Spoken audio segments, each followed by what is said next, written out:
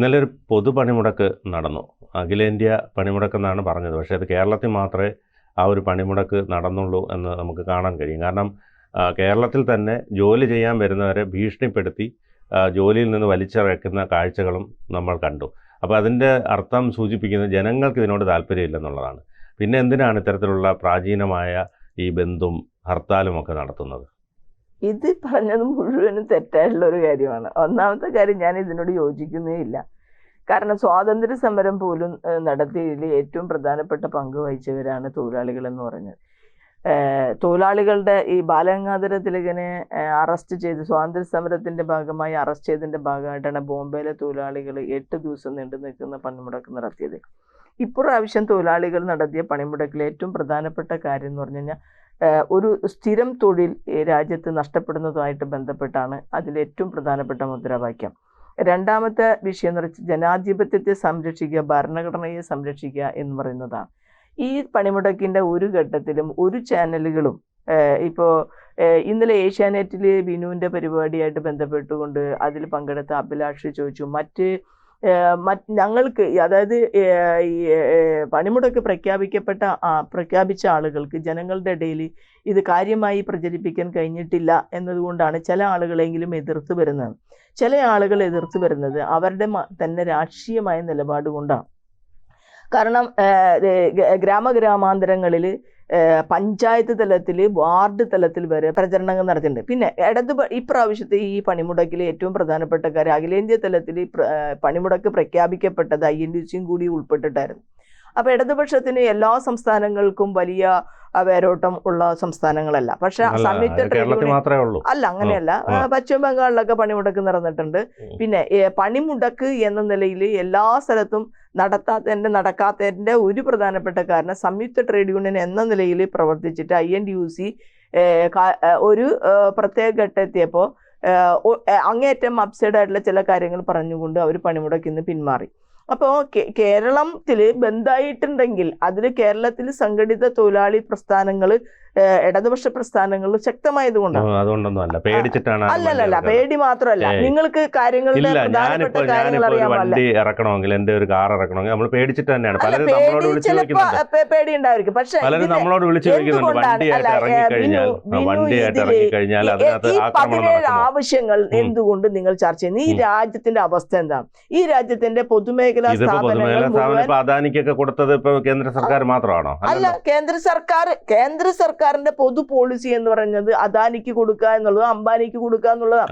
ഇപ്പൊ ഏറ്റവും അവസാനം ഇപ്പൊ അമേരിക്കയിൽ നിന്നും ഇറക്കുമതി തീരുവ ഒഴിവാക്കി കൊണ്ടുവരാൻ പോകുന്ന കരാറിൽ ഏറ്റവും കൂടുതൽ ബാധിക്കാൻ പോകുന്നത് കർഷകരെയാണ്. ഇപ്പൊ ഇവിടെ നിങ്ങൾക്കറിയാമോ, റേഷൻ സബ്സിഡി എടുത്തു കളയാൻ പോവുകയാണ്. നമ്മുടെ ഗ്യാസിന്റെ സബ്സിഡി ഓൾറെഡി കളഞ്ഞു കഴിഞ്ഞു. നമ്മുടെ ജീവിത നിലവാരത്തിൽ, കേരളത്തിന്റെ ജീവിത നിലവാരം ഭയങ്കര ഉയർന്നതാണ്. അവിടെ നമുക്ക് അമേരിക്ക പോകുന്ന മുഖ്യമന്ത്രി ആരോഗ്യമേഖല നമ്പർ 1 ആണെന്ന് പറയുമ്പോഴും ഇവിടുത്തെ രോഗങ്ങൾക്ക് ചില ചികിത്സകൾ കണ്ട് മന്ത്രിമാര് പോകുന്നുണ്ടാവാം. ഒരു രോഗി അമേരിക്കയിൽ പോയി എന്നതുകൊണ്ട് മാത്രം ഇവിടുത്തെ പൊതുമേഖല ആരോഗ്യ സംവിധാനം പറയാൻ പറ്റില്ല. നമ്മൾ പറഞ്ഞു വന്നത് എവിടെയൊക്കെ പണിമുടക്ക് നടത്തി എന്ന് പറയുന്നതാണ്. നമ്മൾ പറഞ്ഞു വന്നത് സജി ചെറിയാനെ പോലെ, അതായത് കേരളത്തിന്റെ, നമ്മൾ കഴിഞ്ഞ ദിവസം ചർച്ച ചെയ്ത കേരളത്തിന്റെ ആരോഗ്യ രംഗത്തെ സംബന്ധിച്ച് കേരളത്തില് എന്താ പറയാ, നമ്മൾ കൂടുതൽ ഭക്ഷണം കഴിക്കുന്നതുമായിട്ട് ബന്ധപ്പെട്ട് കൂടുതൽ രോഗങ്ങൾ വന്നിരിക്കുക. പിന്നെ അതുകൊണ്ട് തന്നെ നമ്മൾക്ക് രോഗങ്ങൾ ഇപ്പൊ ഇവിടെ ക്ഷയം, കുഷ്ഠം അതൊക്കെ ഉണ്ടായിരുന്നു.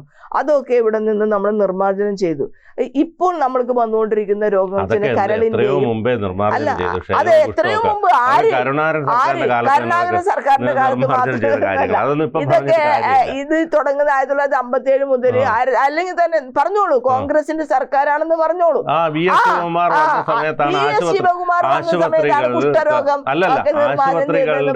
ആരാണ് വിശ്വസിക്കുന്നത്? അതായത് ആശുപത്രികളിൽ നമുക്ക് കയറാൻ പറ്റാത്തൊരു സാഹചര്യമായിരുന്നു ആ കാലഘട്ടത്തിൽ. VS ശിവകുമാർ വരുന്ന സമയം എന്ന് പറഞ്ഞു കഴിഞ്ഞാൽ ആഗോളവൽക്കരണ നയം നടപ്പിലാക്കുന്ന ആരോഗ്യമന്ത്രിയായിരുന്ന സമയത്താണ് ഈ ആശുപത്രികൾ ഇത്രയധികം ഹൈടെക് ആക്കിയത്. ബിനു പറഞ്ഞത് ശരിയാണ്. അതായത് ആഗോളവൽക്കരണ നയങ്ങൾ നടപ്പിലാക്കുന്ന ഫസ്റ്റ് സ്റ്റേജിൽ OP ടിക്കറ്റ് ചാർജുകൾ വരുന്നത്. നമ്മുടെ സർക്കാർ ആശുപത്രികളിൽ ചികിത്സ ഫ്രീ ആയിരുന്നു. ഇപ്പൊ അത് മാറി ആഗോളവൽക്കരണ നയങ്ങളുടെ ഭാഗമായിട്ട് ഒരു സേവനവും ഫ്രീ ആയിട്ട് കൊടുക്കാൻ പാടില്ല എന്നുള്ള അന്ന് ആ OP ടിക്കറ്റ് ഇപ്പൊ അത് കൂട്ടി ഓരോ സർക്കാരിന്റെ കാലത്തും കൂട്ടി അതിൽ ലെഫ്റ്റ് ഒന്നും റൈറ്റ് ഒന്നും വ്യത്യാസം ഇല്ലാതെ എല്ലാവരും ഇപ്പൊ അത് വാങ്ങിച്ചുകൊണ്ട്. കാരണം അതിന്റെ ഭാഗമായി ആശുപത്രി വികസന സമിതിക്കാണ് ആ ഫണ്ട് കിട്ടുന്നത്. ആ ഫണ്ട് ഉപയോഗിച്ചുകൊണ്ട് കുറെ കോൺട്രാക്ട് അടിസ്ഥാനത്തിൽ കുറെ ക്ലീനിങ് സ്റ്റാഫിനെയൊക്കെ വെച്ച് നല്ല പരിസരം ഉണ്ടാക്കാൻ ആരോഗ്യ മേഖലയിൽ കഴിഞ്ഞിട്ടുണ്ട്. അത് നമ്മൾ നിഷേധിക്കുന്ന കാര്യമല്ല. പക്ഷെ പണിമുടക്ക് നിങ്ങൾ പറയുന്ന പോലെയല്ല. ഗണേഷ് കുമാർ പറഞ്ഞു അല്ല, ഗണേഷ് കുമാർ അങ്ങനെ പറയാൻ പാടില്ല. ഒന്നാമത്തെ കാര്യം കാരണം അയാൾ ഉൾപ്പെടുന്ന ഒരു സംവിധാനം പറയാൻ പാടില്ലല്ലോ. പറയാൻ പാടില്ല എന്ന് പറഞ്ഞു കഴിഞ്ഞാൽ സജി ചെറിയാൻ എന്ന് പറഞ്ഞ ആളെ സംബന്ധിച്ച് അയാൾ വലിയ പണക്കാരനാണ്. ആൾക്ക് ഏത് സ്വകാര്യ ആശുപത്രിയിലെ ചികിത്സിക്കുന്ന എന്നെ സംബന്ധിച്ച് ഞാൻ മനസ്സിലാക്കി എന്റെ അനുഭവം ഞാൻ പറഞ്ഞില്ല. അയാളുടെ വിവരക്കേട് പറഞ്ഞതാണ്. അതായത് നമ്മളൊരു മന്ത്രി, എന്നെ സംബന്ധിച്ച് എനിക്കറിയാലോ, എന്റെ അമ്മയ്ക്ക് കാലുവേദനയായിട്ട് ബന്ധപ്പെട്ട് ഞാൻ പോവാത്ത സ്വകാര്യ ആശുപത്രികളില്ല. അവസാനം ജനറൽ ആശുപത്രിയിൽ നമ്മളൊരു സുഹൃത്താണ് ഒരു 50 രൂപയുടെ ഗുളിക തന്ന് ആ കാലിന്റെ നീര് പറ്റിച്ച്.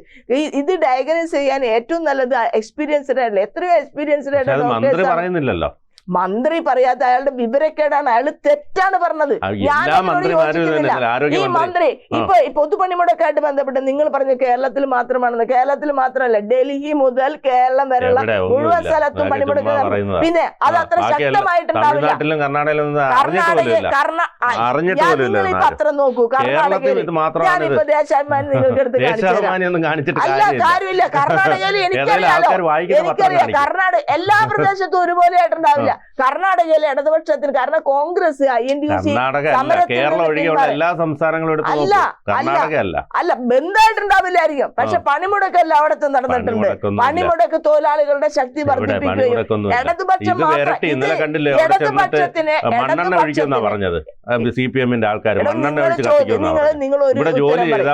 ഗ്യാസിന്റെ സബ്സിഡി എടുത്തു കളഞ്ഞതും റേഷന്റെ സബ്സിഡി എടുത്തു കളഞ്ഞതും വിലക്കയറ്റം സൃഷ്ടിക്കുന്നതും ഈ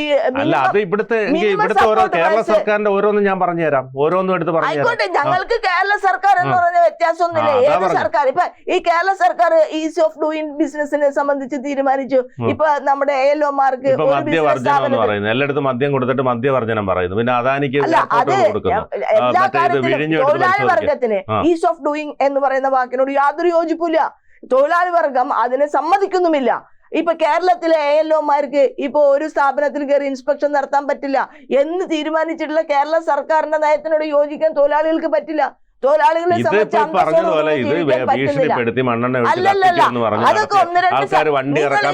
ആയിരക്കണക്കിന് ആളുകൾ ഇപ്പൊ എറണാകുളം ജില്ലയിൽ തന്നെ ഏതാണ്ട് 200 സ്ഥലത്ത് ഏറ്റവും മിനിമം ഒരു 500 പേര്. ഇപ്പൊ എല്ലാവർക്കും വീട്ടിൽ ഇരിക്കാം, അതൊക്കെ നിങ്ങൾ പറയുന്നില്ല. ഈ നമ്മുടെ രാജ്യത്ത് സ്വാതന്ത്ര്യ സമരം നടന്നത് തന്നെ തെറ്റാന്ന് പറയും ചില ആളുകൾ.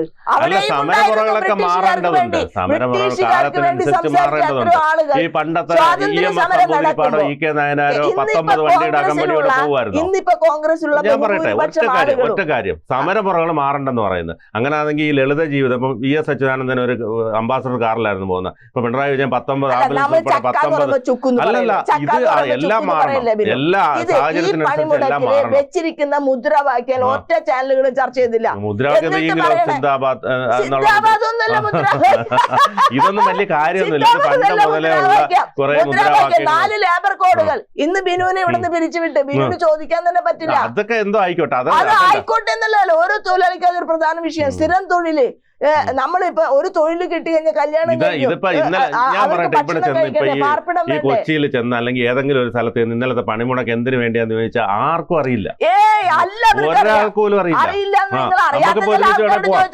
അല്ലല്ല, ഒരുമിച്ച് പോയി ഒരു 100 പേരോട് ചോദിക്കാം. ഒരു മാക്സിമം പോയാൽ 10 പേര് പറയും, അതിൽ കൂടുതൽ പറയത്തില്ല. അങ്ങനെയല്ല, ആൾക്കാർ കേൾക്കണം. ശരി, ഓക്കെ. ശരി. കൂടുതൽ വാർത്തകളും വിശേഷങ്ങളും നിങ്ങളിലേക്ക് എത്താൻ ABC മലയാളം സബ്സ്ക്രൈബ് ചെയ്യുക, ബെൽബട്ടനും അമർത്തുക.